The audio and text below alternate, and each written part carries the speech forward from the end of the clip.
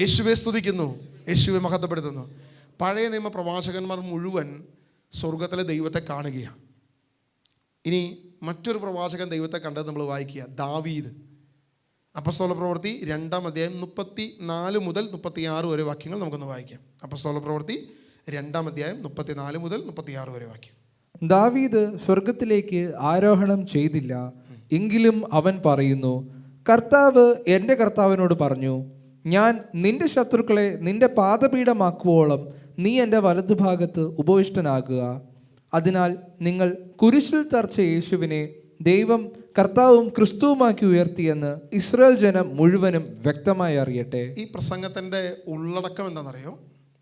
യേശു ദൈവമാണെന്നാണ് ഇതിൻ്റെ ഉള്ളടക്കം. യേശു ആരാണ്? ദൈവമാണ്. ഒറ്റ വാക്കിൽ പറഞ്ഞാൽ യേശു ദൈവമാണ് എന്ന് ആര് പ്രസ്താവിക്കുക? പത്രോസ് വളരെ ക്ലിയർ ആയിട്ട് പറഞ്ഞു വെക്കുകയാണ്, നിങ്ങൾ ആശ്രയിക്കുന്ന യഹോവ യേശുവാണ്. അതിൻ്റെ അപ്പുറത്തോട്ട് വേറൊരു മാറ്റവും ഇല്ല എന്നുള്ളതാണ് ഇവിടെ പത്രോസ് പറഞ്ഞു വെക്കുന്നത്. ഇനി ഒന്നും കൂടെ ആ വാക്യങ്ങൾ വായിച്ചോ. 2:34 മുതൽ വാക്യങ്ങൾ ഒന്നുകൂടി വായിച്ചോ. ദാവീദ് സ്വർഗത്തിലേക്ക് ആരോഹണം ചെയ്തില്ല. ദാവീദ് സ്വർഗത്തിലേക്ക് ആരോഹണം ചെയ്തിട്ടില്ല. അതായത് ദാവീദ് സ്വർഗത്തിൽ എത്തിയിട്ടില്ല, മരിച്ചിട്ടില്ല.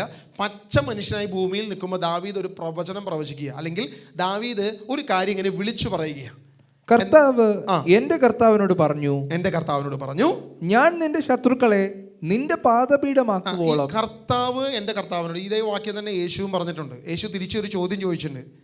കർത്താവിനോട് ആയിരക്കണക്കിന് ചോദ്യം യുവമാർ ചോദിച്ചു, അല്ലേ? ശിഷ്യന്മാർ ചോദിച്ചു, അപ്പസ്തോലന്മാർ ചോദിച്ചിട്ടുണ്ട്, യഹൂദർ ചോദിച്ചിട്ടുണ്ട്, ഫരിസേയർ ചോദിക്കുന്നുണ്ട്, നിയമജ്ഞർ ചോദിക്കുന്നുണ്ട്. എല്ലാവരും യേശുവിനെ കൊടുക്കാൻ വന്ന് അങ്ങോട്ട് കുറേ ചോദ്യം ചോദിച്ചു. ഒരു ചോദ്യം യേശു തിരിച്ചൊരെണ്ണം ചോദിച്ചു. എടാ, കുറേ ആയില്ലേ നിങ്ങൾ ഇങ്ങോട്ട് ചെക്ക് വയ്ക്കാൻ തുടങ്ങിയിട്ട്? പറഞ്ഞാൽ ഞാൻ അങ്ങോട്ട് വയ്ക്കാം. ഒരു ചോദ്യം, എന്തുകൊണ്ടാണ് ദാവീദ് കർത്താവ് എൻ്റെ കർത്താവിനോടെന്ന് പറഞ്ഞേ? അപ്പോൾ 2 കർത്താവുണ്ടോ? എന്തുകൊണ്ടാണ് ഇങ്ങനെ പറഞ്ഞത്? നീ ഒന്ന് പറഞ്ഞേ എന്ന് ചോദിച്ചപ്പോൾ അവന്മാർക്ക് ഒന്നും പറയാൻ പറ്റില്ല. അവന്മാർ പെട്ടിയും പാണ്ടമൊക്കെ മടക്കി മൈക്കൊക്കെ പാക്ക് ചെയ്തപ്പോൾ തന്നെ ആ പ്രാർത്ഥനായോഗം നിർത്തി അവന്മാർ തിരിച്ചുപോയി. അല്ല, അങ്ങനെയല്ലേ നമ്മൾ വായിച്ചിരിക്കുന്നത്? ഇതേ വാക്യം തന്നെ പത്രോസ് എടുത്തിട്ട് പറയുകയാണ്. പത്രോസ് അവിടെ പറയുമ്പോൾ അതിന് മുമ്പിലൊരു കാര്യം പറഞ്ഞു, ദാവീദ് സ്വർഗത്തിൽ കയറിയിട്ടില്ല. പക്ഷേ സ്വർഗത്തിൽ കയറാത്ത ദാവീദ് സ്വർഗത്തിലൊരു സംഭവം എഴുതി വെച്ചേക്കാം.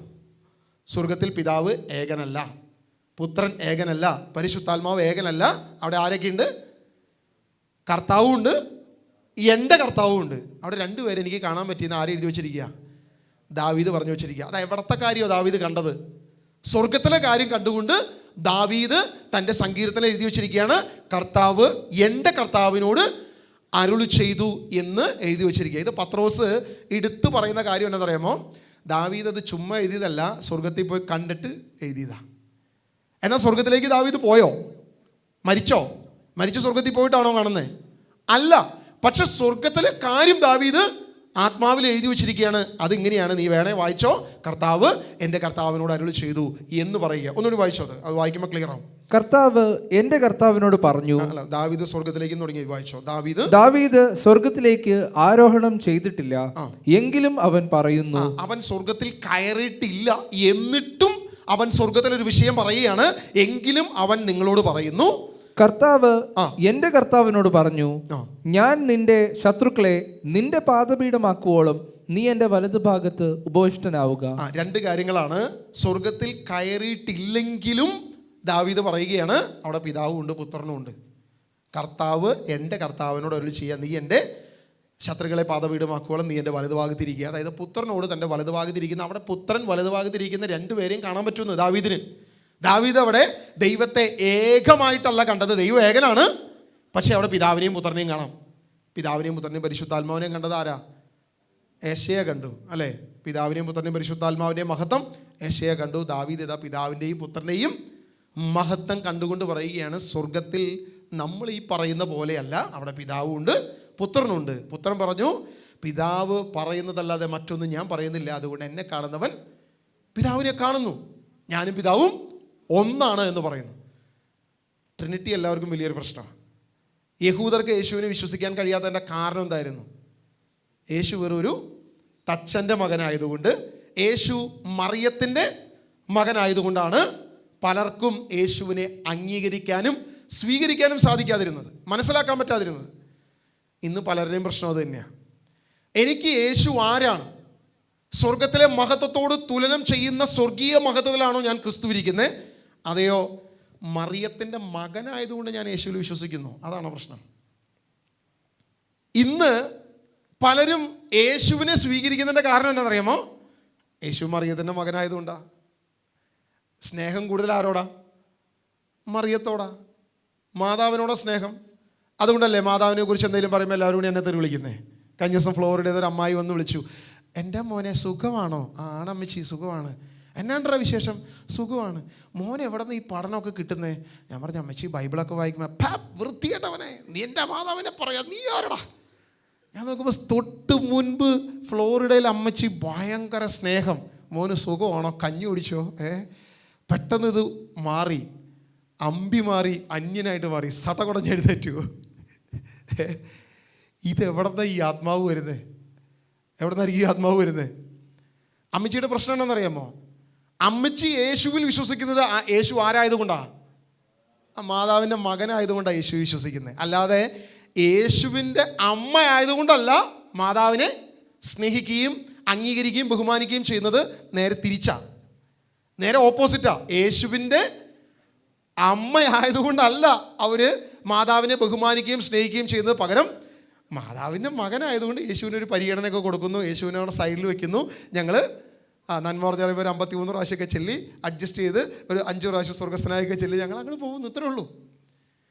ഇന്ന് പലർക്കും ക്രിസ്തു വെറും മാതാവിൻ്റെ മകൻ മാത്രമാണ്, അല്ലാതെ യേശു ദൈവമായിട്ട് ആർക്കും സ്വീകരിക്കാൻ പറ്റുന്നില്ല.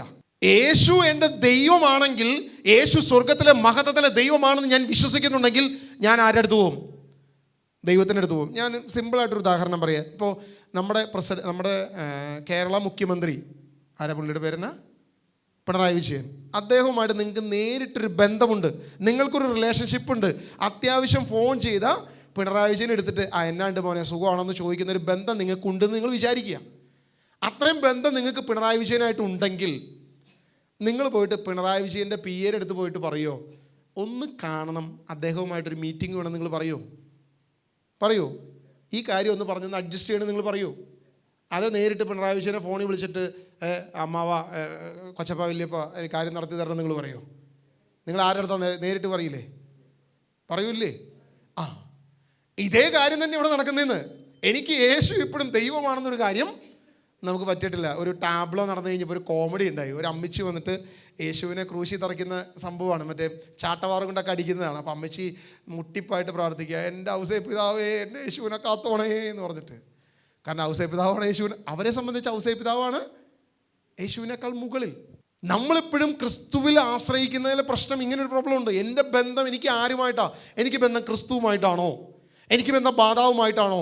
എൻ്റെ ബന്ധം ഔസേ പിതാവുമായിട്ടാണോ?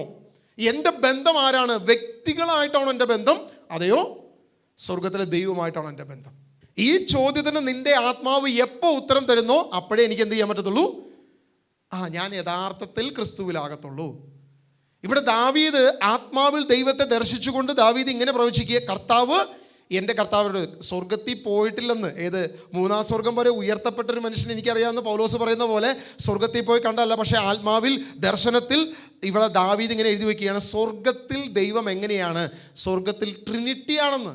ദാവീദ് അത് കണ്ടുകൊണ്ടാണ് പറയുന്നത്. സ്വർഗത്തിൽ ഇതാ ട്രിനിറ്റി ഇരിക്കുന്നു, കർത്താവ് എൻ്റെ കർത്താവിനോട് അരുളി ചെയ്യുന്നു. എന്നിട്ട് താഴോട്ടുകൂടി വായിച്ചോ. അത് പത്രോസ് പ്രസംഗം അവസാനിപ്പിക്കുന്നത് എങ്ങനെയാണ് നമുക്ക് വായിച്ചു നോക്കാം. കർത്താവ് എൻ്റെ കർത്താവിനോട് പറഞ്ഞു, ഞാൻ നിന്റെ ശത്രുക്കളെ നിന്റെ പാദപീഠമാക്കുവോളം നീ എൻ്റെ വലതു ഭാഗത്ത് ഉപവിഷ്ടനാവുക. അതിനാൽ നിങ്ങൾ കുരിശിൽ തറച്ച യേശുവിനെ, അതിനാൽ അതായത് ഈ കാര്യം പറഞ്ഞിട്ട് കർത്താവ് എൻ്റെ കർത്താവിനോട് പറഞ്ഞു എന്ന് പറഞ്ഞ ആ വിഷയം പറഞ്ഞിട്ട്, അതിനാൽ നിങ്ങൾ കുരിശിൽ തറച്ച യേശുവിനെ ദൈവം കർത്താവും ക്രിസ്തുവുമായി ഉയർത്തി എന്ന് പറയുമ്പോൾ ദാവീദ് കർത്താവ് എന്ന് വിളിച്ചത് ആരെയാ? യേശുവിനെയാണെന്നല്ലേ പത്രോസ് കൂടെ പറഞ്ഞു വയ്ക്കുന്നത്. ദാവീദ് സങ്കീർത്തനത്തിൽ കർത്താവ് എന്ന് വിളിച്ചവനെ നിങ്ങൾ ക്രൂശി തറച്ചു. അവിടെ ഇരുന്ന ട്രിനിറ്റിയിലെ രണ്ടാമതായി നമ്മൾ കാണുന്ന ക്രിസ്തുവിനെ നിങ്ങൾ അവഗണിച്ചു, നിങ്ങൾ അവിശ്വസിച്ചു, നിങ്ങൾ കുരിശിൽ തറച്ചു.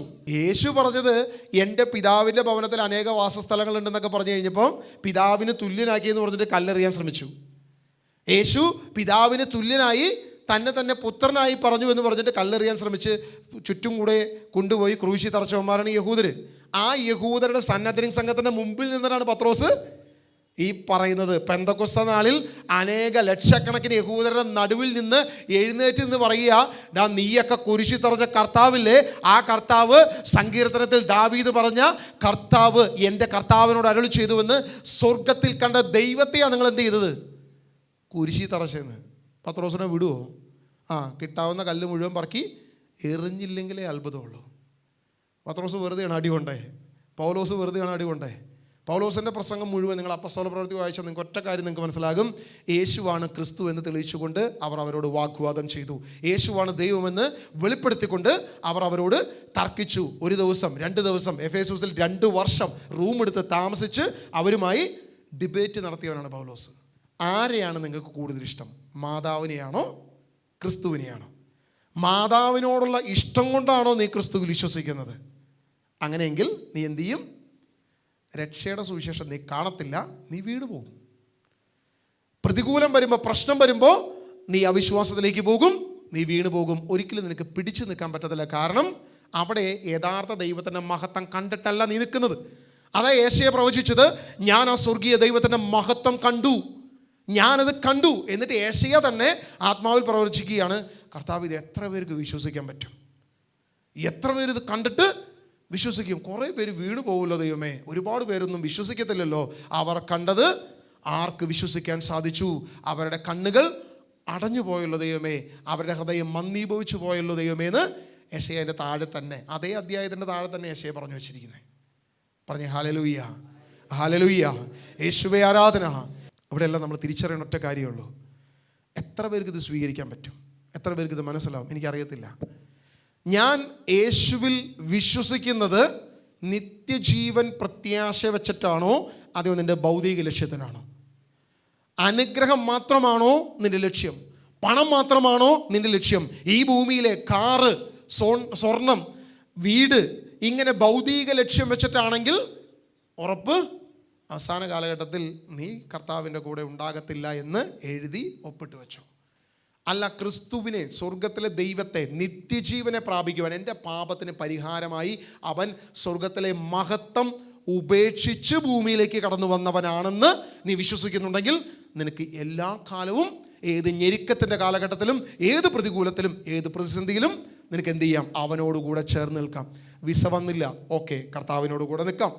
വിസ റിജക്റ്റായി, എൻ്റെ കർത്താവോ ഞാൻ ഈ മിനിസ്ട്രി വിട്ടു പോകുക, ഞാൻ അവിടെ വിട്ടുപോകുക, ഞാൻ ഇനി കർത്താവിന് കൂടെ നിൽക്കുന്നില്ല, ഞാൻ ഇനി പ്രാർത്ഥിക്കുന്നില്ല, എൻ്റെ കർത്താവിന് എന്നെ വേണ്ട. നോ, എൻ്റെ കർത്താവിൽ തന്നെ ഞാൻ നിൽക്കും. കാറ് കിട്ടിയില്ല, രോഗം മാറിയില്ല, ഇന്ന കാര്യം നടന്നില്ല, ഞാൻ ആവശ്യപ്പെട്ട ഒന്നും നടന്നില്ല, അതുകൊണ്ട് ഞാൻ കർത്താവിൽ നിന്നും വിട്ടുപോകുകയാണ്. ഇല്ല, നീ ഒരിക്കലും അങ്ങനെ പറയത്തില്ല. കാരണം ഞാൻ ക്രിസ്തുവിൽ നിൽക്കുന്നത് നിത്യജീവനെ പ്രതിയാണ്, മറ്റൊന്നുമല്ല. എൻ്റെ ലക്ഷ്യം എൻ്റെ യേശു ദൈവമായതുകൊണ്ട് ഞാൻ നിൽക്കുന്നു. അവൻ സ്വർഗത്തിൽ നിന്നും എൻ്റെ പാപങ്ങളുടെ പരിഹാരത്തിനായി ഈ ഭൂമിയിൽ ഇറങ്ങി വന്നുകൊണ്ട് ഞാൻ നിൽക്കുന്നു. ഞാൻ കണ്ടത് സ്വർഗത്തിലെ ദൈവത്തിൻ്റെ മഹത്വത്തെയാണ്. നമ്മളൊരു കാറ്റഗറൈസേഷൻ ചെയ്തു നോക്കിയാൽ ഇത്രയേ ഉള്ളൂ. ഒരുവൻ ക്രിസ്തുവിൽ പിടിച്ചു നിൽക്കുന്നുണ്ടെങ്കിൽ അവൻ കണ്ട സ്വർഗത്തിലെ ദൈവത്തിൻ്റെ മഹത്വമാണ്. ഒരുവൻ പിടിച്ചു നിൽക്കുന്നില്ലെങ്കിൽ അവൻ കണ്ടത് വിഗ്രഹത്തിലെ ദൈവത്തിൻ്റെ മഹത്വത്തെയാണ്. എന്തിനാണ്? വിഗ്രഹത്തിലെ ദൈവത്തിൻ്റെ മഹത്വത്തെയാണ്. വിഗ്രഹത്തിലെ ദൈവത്തിൻ്റെ ഗ്ലോറിക്ക് എന്താ പ്രത്യേകത? നമുക്കറിയാമല്ലേ, തിരുഹൃദയത്തിൻ്റെ ഫോട്ടോ നിങ്ങൾ കണ്ടിട്ടുണ്ടോ? തിരുഹൃദയത്തിലെ ആ ഫോട്ടോ, ആ കണ്ണിനൊരു ജ്വലനമുണ്ട്, ഒരു കരുണയുണ്ട്, കാണുന്നവരൊക്കെ ഒരു സ്നേഹത്തിൻ്റെ വാഞ്ച അതിനകത്തുണ്ട്. നീ ഇടത്തോട്ട് പോയാൽ നിന്നെ ഇടത്തോട്ട് നോക്കും, നീ വലത്തോട്ട് പോയാൽ നിന്നെ വലത്തോട്ട് നോക്കും. കലാകാരൻ്റെ സൃഷ്ടിയിൽ ഭയങ്കര മനോഹാരിതയാണ്. ആ മഹത്വം മാത്രമേ അവൻ എന്ത് ചെയ്തിട്ടുള്ളൂ? ദർശിച്ചിട്ടുള്ളൂ. യഥാർത്ഥ സ്വർഗത്തിലെ മഹത്വം അവനോട്ട് കണ്ടിട്ടില്ല. യഥാർത്ഥ സ്വർഗത്തിലെ ദൈവത്തിൻ്റെ മഹത്വം കണ്ടു കഴിഞ്ഞാൽ അവനൊരിക്കലും വീഴത്തില്ല. അതാണ് അതിൻ്റെ വ്യത്യാസം. അവർക്കുണ്ടാകുന്ന പ്രശ്നവും പ്രതികൂലങ്ങളും നിങ്ങൾ വിചാരിക്കുന്ന പോലെ അത്ര സന്തോഷമായിരിക്കത്തുമില്ല. അത് എല്ലാ രീതിയിലും പ്രതിസന്ധിയും പ്രശ്നവും തന്നെ ആയിരിക്കുമെന്ന് നമുക്ക് മനസ്സിലാക്കാം, വിശ്വസിക്കാം. അതുകൊണ്ടാണ് യോഹന്നാൻ തന്നെ അതേ കാര്യം തന്നെ യെശയ്യാ ഇത് കണ്ടിട്ട് യെശയ്യാ പ്രവചിച്ചു വെച്ചിരിക്കുകയാണ്. അവരുടെ മഹത്വം കണ്ടിട്ട് ആര് വിശ്വസിച്ചു? ആര് വിശ്വസിച്ചു? അവരുടെ ഹൃദയം മന്ദീഭവിച്ചു പോയല്ലോ എന്ന് യെശയ്യാ പറയുന്നത്. നിങ്ങൾ ശ്രദ്ധിച്ചോ? ഒറ്റ കാര്യമുള്ളൂ, അവരുടെ അവിശ്വാസം. ഇനി നമ്മൾ അവിടെ ഒരു വാക്യം കൂടി നമ്മളങ്ങനെ ബ്രേക്ക് ചെയ്ത് വെച്ചിട്ടുണ്ടായിരുന്നു. ദൈവം തന്നെ അവരുടെ ഹൃദയത്തെ അടച്ചു വെച്ചു, മന്ദീഭവിച്ചു എന്ന് പറയുമ്പോൾ ദൈവം മനഃപൂർവ്വം ഇവനൊന്നും രക്ഷപ്പെടണ്ട എന്ന് കരുതി അടച്ചു വെച്ചതല്ല. അവരുടെ അവിശ്വാസവും അവരുടെ പാപവും ആ പാപത്തിനെതിരായി ദൈവത്തിൻ്റെ ന്യായവിധിയുമാണ് എന്ത് അവരുടെ ഹൃദയത്തെ അടച്ചു കളയുന്നത്. യൂദാസ് എന്തുകൊണ്ടാണ് 12 പേര് കണ്ട അത്ഭുതം യൂദാസും കണ്ടില്ലേ? 70 പേര് കണ്ട അത്ഭുതം യൂദാസ് കണ്ടില്ലേ? ലാസറിനെ ഉയർപ്പിച്ചപ്പോഴും യൂദാസ് ഉണ്ടായിരുന്നില്ലേ? അത്ഭുതം കാണാഞ്ഞിട്ടാണോ?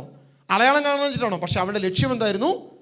ഭൗതികമായിരുന്നു. മറ്റേ കൊശവൻ്റെ പറമ്പായിരുന്നു അവൻ്റെ ലക്ഷ്യം. ആ കൊശവൻ്റെ പറമ്പിനെ ലക്ഷ്യമാക്കി വെച്ചപ്പോൾ അവരുടെ ന്യായവിധി ദൈവം കൊടുത്തു. ദൈവം എന്താ കൊടുത്ത ന്യായവിധി? അവരുടെ ഹൃദയത്തെ ദൈവം തന്നെ അടച്ചു കളഞ്ഞു. അവിശ്വാസത്തിൻ്റെ വിത്ത് അവരുടെ ഹൃദയത്തിൽ ദൈവം തന്നെ പാകി കൊടുത്തു. പൊക്കോടാ, നീ പൊക്കോ, നീ അവിശ്വാസത്തിലേക്ക് പോയിക്കോ, വേറെ ലക്ഷ്യമില്ല. അവർ അവിശ്വാസത്തിലേക്ക് പോയി. നമുക്കൊന്നും ചെയ്യാൻ സാധിക്കത്തില്ല. നിൽക്കുന്നു എന്ന് വിശ്വസിക്കുന്നവൻ വീഴാതിരിക്കാൻ ശ്രദ്ധിക്കട്ടെ, സൂക്ഷിക്കട്ടെ എന്നാണ് പൗലോസ് അപ്പോസ്തലൻ പറഞ്ഞിരിക്കുന്നത്. നമുക്കതുകൊണ്ട് നിൽക്കുന്നു എന്ന് പറയുമ്പോൾ തന്നെ, അഭിമാനിക്കുമ്പോൾ തന്നെ നമുക്ക് കർത്താവിനോട് പറയാം, കർത്താവേ വീഴാതിരിക്കാൻ ഞങ്ങളെ ബലപ്പെടുത്തണമേ, ശക്തിപ്പെടുത്തണമേ. ക്രിസ്തുവിനെ ആശ്രയിച്ച് മുന്നോട്ട് പോകാൻ ഒരു ഭൗതിക ലക്ഷ്യവുമല്ല, മറ്റൊന്നും നമുക്ക് ലക്ഷ്യം വെക്കേണ്ട. സ്വർഗത്തിലെ ദൈവത്തിൻ്റെ മഹത്വം എന്നെ കാണിക്കണം, സ്വർഗത്തിലെ ദൈവത്തിൻ്റെ കൃപയെ എനിക്ക് കാണണം. ദാവീദ് കണ്ടതുപോലെ, യെശയ്യാ കണ്ടതുപോലെ ആ സ്വർഗത്തിലെ ദൈവത്തിൻ്റെ മഹത്വത്തെ ദർശിപ്പാൻ ദൈവമേ ഞങ്ങളെ ബലപ്പെടുത്തണമേ, ദൈവമേ ഞങ്ങളെ ശക്തിപ്പെടുത്തണമേ എന്ന് പ്രാർത്ഥിക്കുന്നു. ഹല്ലേലൂയ. യേശുവേ ആരാധന, യേശുവേ ആരാധന, യേശുവേ ആരാധന. യേശുവേ സ്തുതിക്കുന്നു, യേശുവേ മഹത്വപ്പെടുത്തുന്നു. നമ്മൾ നിന്നത് ഒരു മനുഷ്യൻ്റെയും പ്രയത്നത്താലല്ല, ഒരു വ്യക്തിയുടെയും, ഒരു സുവിശേഷകൻ്റെയും, ഒരു പുരോഹിതൻ്റെയും, ഒരു ബ്രദറിൻ്റെയും, ഒരു പാസ്റ്ററുടെയും, ഒരൊറ്റ മനുഷ്യൻ്റെയും കഴിവിലല്ല ഞാൻ നിന്നത്. കൃപയാലാണ്, യേശു ക്രിസ്തുവിലുള്ള വിശ്വാസത്താലാണ്. അതൊരു മനുഷ്യൻ്റെയും, ഒരൊറ്റ മനുഷ്യൻ്റെയും ചിന്തയിലോ പ്രവൃത്തിയിലോ അല്ല, ദൈവത്തിൻ്റെ കൃപയിൽ ആശ്രയിച്ചുകൊണ്ടാണ് നമ്മൾ നിന്നത്. ഇനി അങ്ങോട്ടും ആ കൃപയിൽ തന്നെ ആശ്രയിച്ചുകൊണ്ട് നമ്മൾ മുന്നോട്ട് പോകും. ഞാൻ കണ്ടത് ഒരു മനുഷ്യ പ്രവൃത്തിയുമല്ല, ഒരു അത്ഭുതത്തെയുമല്ല. എൻ്റെ വിശ്വാസത്തിൻ്റെ ബേസിക് യാതൊരുവിധ അത്ഭുതവും അടയാളവുമല്ല, പകരം ദൈവത്തിൻ്റെ മഹത്വം ഞാൻ കണ്ടതുകൊണ്ടാണ്. യെശയ്യാ കണ്ടതുപോലെ പിതാവിൻ്റെയും പുത്രൻ്റെയും പരിശുദ്ധാത്മാവിൻ്റെയും മഹത്വം, ആ മഹത്വം കണ്ടതുകൊണ്ടാണ് ഞാൻ വിശ്വസിച്ച് ഞാൻ ഇന്നും നിൽക്കുന്നത്. ഇതായിരിക്കും നമ്മുടെ വിശ്വാസത്തിൻ്റെ ബേസിക്. യോഹന്നാൻ വിളിച്ചു പറഞ്ഞതുപോലെ യെശയ്യാ കണ്ട ആ ദൈവത്തിൻ്റെ മഹത്വം, അതുപോലെ ദാവീദ് കണ്ടതുപോലെ കർത്താവ് എൻ്റെ കർത്താവിനോട് അരുളി ചെയ്ത ആ സ്വർഗത്തിലെ പിതാവിൻ്റെ മഹത്വം, ആ സ്വർഗത്തിലെ പുത്രന്റെ മഹത്വം, അത് കണ്ടതുകൊണ്ടാണ് ഞാൻ വിശ്വസിക്കുന്നത്. അവനെയാണ് നിങ്ങൾ ക്രൂശിൽ തറച്ചത് എന്ന് പത്രോസ് വിളിച്ചു പറയുമ്പോൾ ആ സ്വർഗത്തിലെ മഹത്വത്തെയാണ് നമ്മൾ വിശ്വസിക്കേണ്ടത്, നമ്മൾ കാണേണ്ടത്. ഇത് തന്നെയാണ് യോഹന്നാൻ അതിൻ്റെ 17-ാം അധ്യായത്തിൽ യേശുവിൻ്റെ പ്രാർത്ഥന, ലോക സ്ഥാപനത്തിന് മുൻപേ അവിടുത്തോടു കൂടെ ഉണ്ടായിരുന്ന മഹത്വത്തിലേക്ക് എന്നെ ഉയർത്തണമേ, എന്നെ അനുഗ്രഹിക്കണമേ. തന്നെ ശൂന്യനാക്കി ദാസന്റെ രൂപം സ്വീകരിച്ച് ആ മഹത്വത്തിൽ നിന്നും താണിറങ്ങി വന്ന ക്രിസ്തു ദൈവസന്നിധിയിൽ പ്രാർത്ഥിക്കുകയാണ്, ലോകസ്ഥാപനത്തിന് മുൻപ് അങ്ങയോടുകൂടെ ഉണ്ടായ, പിതാവിനോട് കൂടെ ഉണ്ടായ ആ പുത്രന്റെ മഹത്വത്തിലേക്ക്, ആ സ്വർഗീയ മഹത്വത്തിലേക്ക് എന്നെ ഇപ്പോൾ മാറ്റണമേ.